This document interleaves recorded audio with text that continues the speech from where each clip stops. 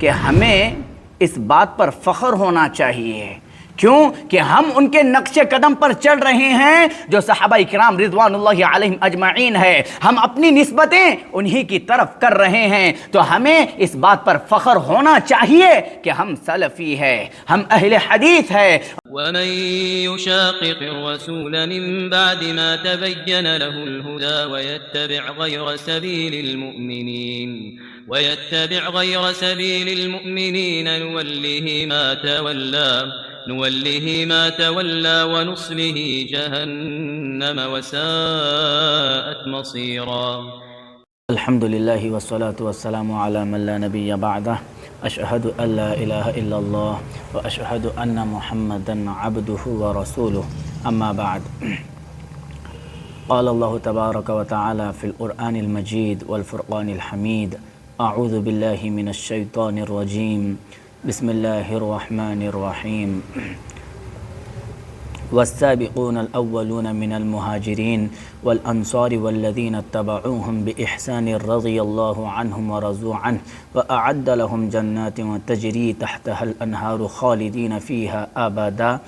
ذلك الفوز العظيم۔ معزز سامعین حضرات، آج کے اس درس میں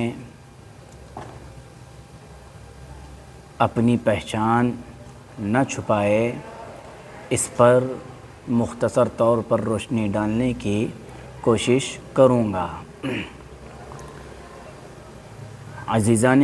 گرامی، دشمنان سلفیت اہل حدیثیت نے ہر زمانے میں منہج سلف، طریقہ سلف کو، طریقہ اہل حدیثیت کو ہدف تنقید بنانے کی کوشش کی ہے۔ آئے دن نت نئے الزامات تراشتے ہیں۔ انہی الزامات میں سے ایک الزام یہ بھی لگایا جاتا ہے کہ یہ جو کلمہ منہج ہے، یہ کلمہ منہج جو ہے یہ عصر حاضر کی پیداوار ہے، اس کا وجود پہلے نہیں تھا اور نہ ہی اس کی ضرورت ہے، بلکہ اس کے بغیر بھی ہمارا دین ایمان صحیح سالم رہ سکتا ہے۔ تو میرے بھائیوں، عربی کا ایک مقولہ ہے، کہا جاتا ہے من جہل الشیء عاداہ، جو شخص جس چیز سے واقف نہ ہو وہ اس کا دشمن بن جاتا ہے، بلکہ اس کے وجود کا بھی انکار کر بیٹھتا ہے۔ اور اس بات میں کوئی شک نہیں ہے کہ جس شخص کے پاس شریعت اسلامیہ کی تعلیمات ہو اور وہ شخص شریعت اسلامیہ کی تعلیمات سے واقف ہو اور ان سے متعلق دیگر علوم لغہ کی مصطلحات کا علم اس کو ہو، تو وہ شخص اس منہج کا انکار نہیں کر سکتا ہے۔ یہ جو منہج ہے، یہ جو راستہ ہے، نبی علیہ السلام کا راستہ ہے، حضرات صحابہ کرام رضوان اللہ علیہم اجمعین کا راستہ ہے۔ یہ منہج بہت قدیم، بہت پرانا منہج ہے۔ شیخ الاسلام امام ابن تیمیہ رحمہ اللہ فرماتے ہیں، کہا مذہب سلفی قدیم قبل ان یخلق اللہ ابا حنیفہ ومالکا وشافعیہ واحمد بن حنبل۔ یہ منہج کتنا قدیم ہے، کتنا پرانا ہے۔ شیخ الاسلام امام ابن تیمیہ رحمہ اللہ نے کہا کہ اللہ تعالیٰ نے امام ابو حنیفہ رحمہ اللہ کو نہ پیدا کیا تھا، نہ امام مالک رحمہ اللہ کو پیدا کیا تھا، نہ امام شافعی رحمہ اللہ کو پیدا کیا تھا، نہ امام احمد بن حنبل رحمہ اللہ کو پیدا کیا تھا۔ اس سے پہلے یہ منہج ہے، یہ سلفیت ہے، یہ اہل حدیثیت ہے۔ سلف صالحین سے مراد حضرات صحابہ اکرام رضوان اللہ علیہم اجمعین ہے۔ عزیزان گرامی، سلفیت اور اہل حدیثیت کی جو دعوت ہے وہ علی الاعلان ہے، کیونکہ نبی علیہ الصلاۃ والسلام کی دعوت حضرت ابو بکر صدیق رضی اللہ عنہ، حضرت عمر فاروق رضی اللہ عنہ، حضرت عثمان رضی اللہ عنہ اور حضرت علی رضی اللہ عنہ اور دیگر صحابہ اکرام رضوان اللہ علیہم اجمعین کی جو دعوت تھی وہ علی الاعلان تھی۔ یہ جو سیدھی طور پر دعوت دی جاتی ہے، اسراریت، مودودیت، مرزائیت، یہ جو باطل فرقے ہے، فرقہ ضالہ، یہ خفیہ طور پر سری طور پر نوجوانان عالم، نوجوانان اسلام کو دعوت دیتے ہیں اور انہیں ہدف بناتے ہیں، انہیں اپنا ٹارگیٹ بناتے ہیں اور انہیں صحیح منہج اور صحیح عقیدے سے دور کرتے ہیں۔ میرے سلفی نوجوان بھائیوں، اہل حدیثیت ہماری دعوت کا جو محور ہے وہ توحید الہی ہے، توحید فی الاتباع ہے، ایک ہی کی اتباع ہوگی، ایک ہی کی پیروی ہوگی، اطیعوا اللہ و اطیعوا الرسول، یہ ہمارا منہج ہے اور یہی ہماری دعوت ہے۔ سلفیت اور اہل حدیثیت کا دعویٰ کرنے والے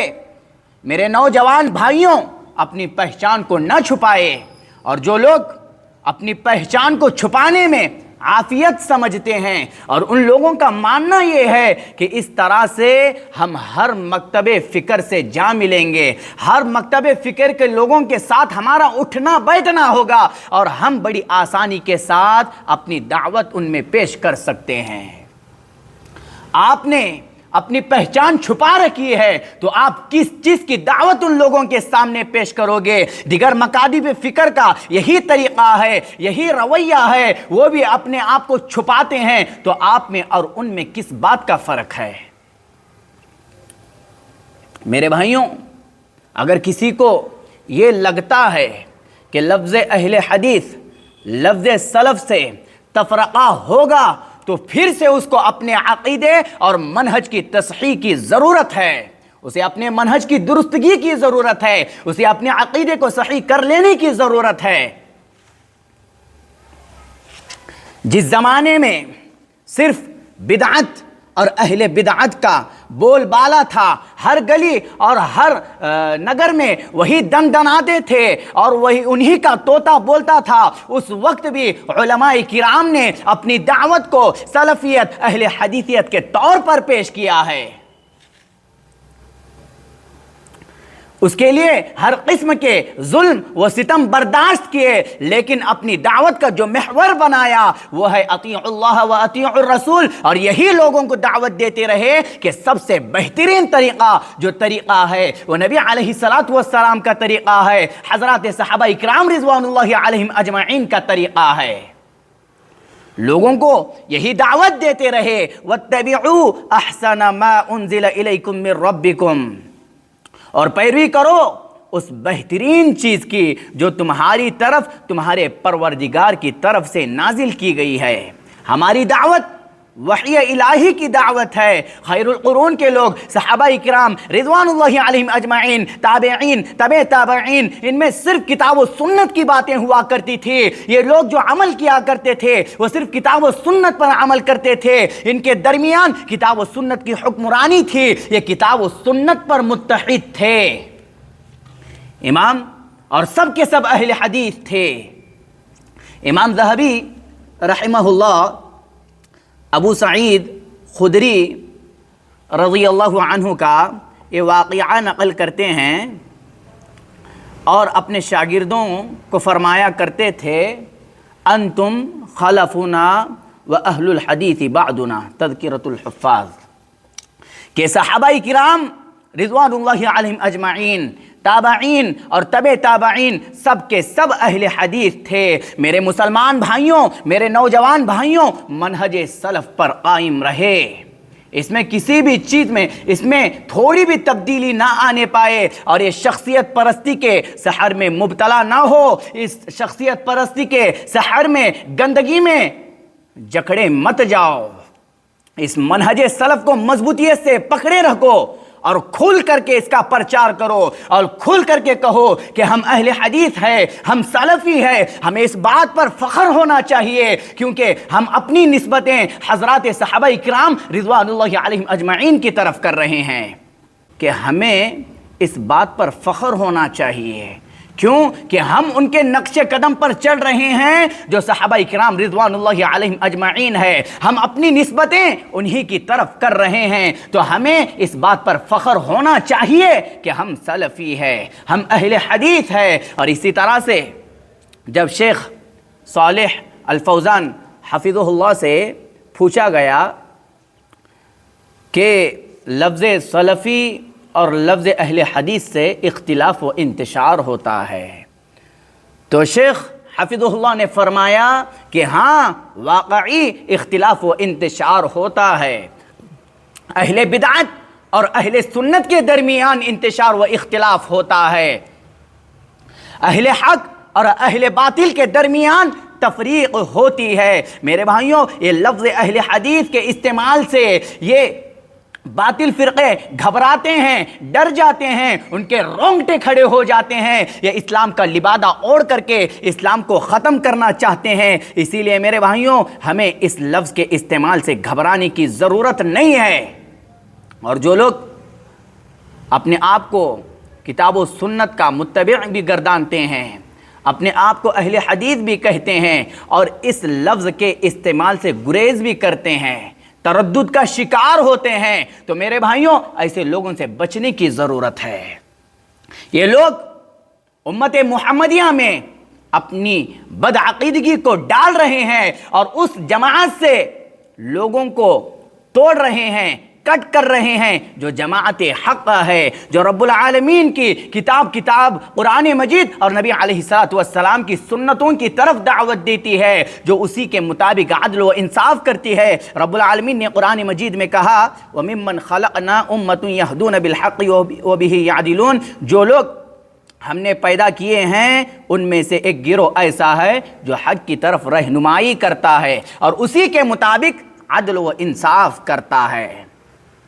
اصل بات تو عقیدے اور منہج کی ہے۔ اگر آپ کا عقیدہ اور منہج درست نہیں ہے، آپ لاکھ مرتبہ کہلوا لے کہ میں مسلمان ہوں، کروڑ مرتبہ کہے کہ میں مسلمان ہوں، آپ کی نجات ممکن نہیں ہے۔ اگر آپ کا عقیدہ، آپ کا منہج درست ہے، آپ کے تمام عمل سلفیت کے مطابق ہے، تو آپ کی نجات میں کوئی چیز رکاوٹ نہیں بن سکتی ہے۔ اسی لیے میرے نوجوان بھائیوں سے خصوصاً کہتا ہوں، آپ جہاں بھی رہے، جدھر بھی رہے، جن لوگوں کے ساتھ بھی آپ کا اٹھنا بیٹھنا ہو، آپ کھل کر کے کہے کہ میں سلفی العقیدہ ہوں، میں اہل حدیث ہوں، میں کتاب و سنت پر چلنے والا اہل حدیث ہوں، اسی کی طرف لوگوں کو دعوت دے۔ گھبرانے اور ڈرنے کی ضرورت نہیں ہے۔ اختلاف ہوگا، انتشار ہوگا تو اہل باطل اور اہل حق کے درمیان ہوگا، اہل سنت